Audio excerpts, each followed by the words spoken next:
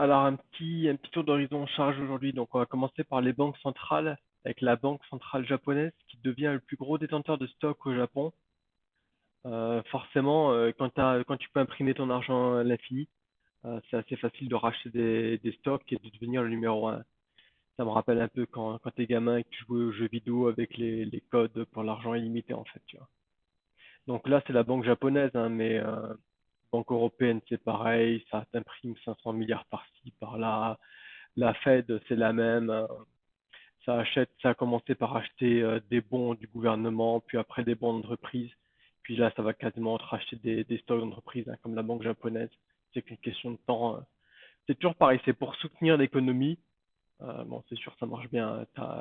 T'imprimes du pognon à droite, tu le files à gauche, qui rachète un peu tout, et du coup, tu pompes les stocks. Banque du Canada, c'est pareil.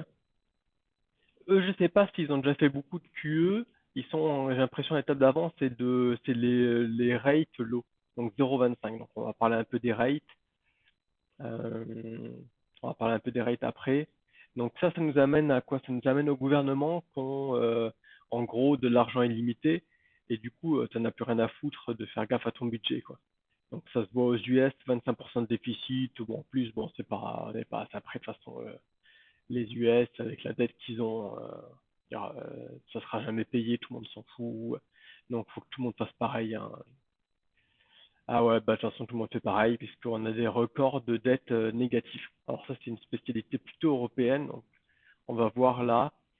Voilà, on voit que sur le 3 ans, par exemple, toutes les dettes de tous les pays européens quasiment sont en taux négatif, hein.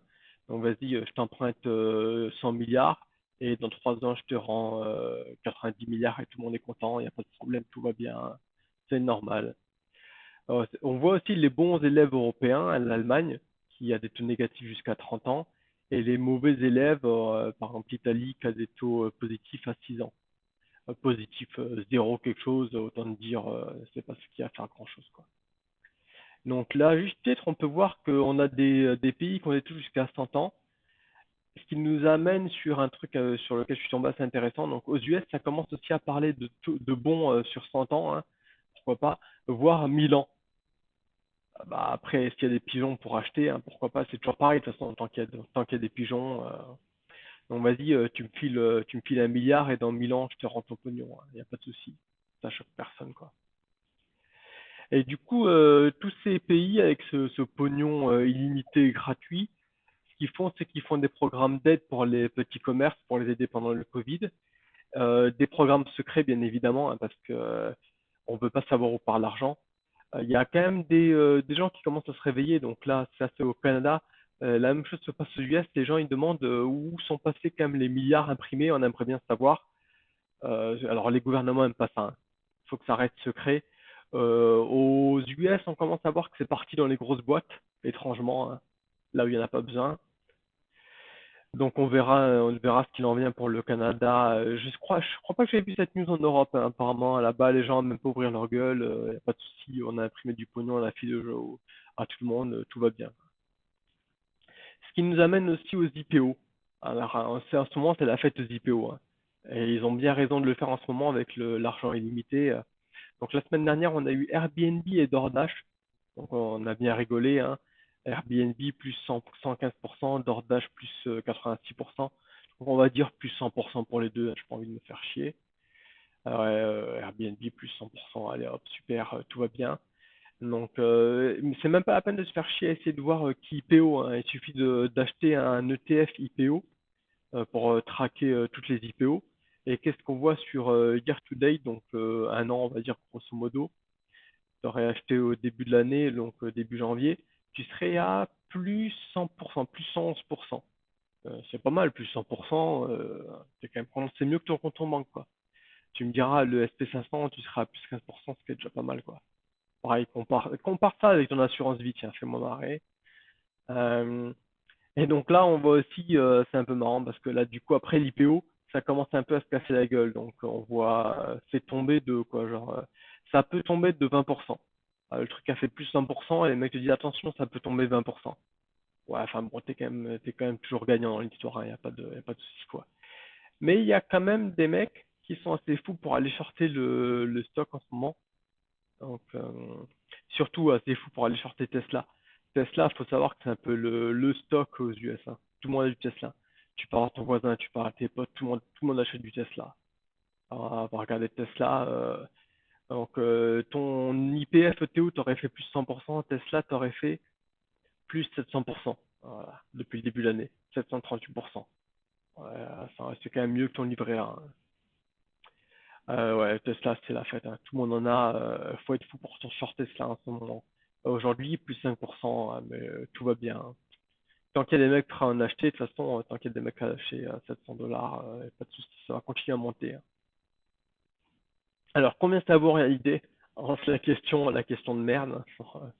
Mais bon, il y a des mecs, c'est leur boulot, hein, de répondre à ce genre de questions complètement cons.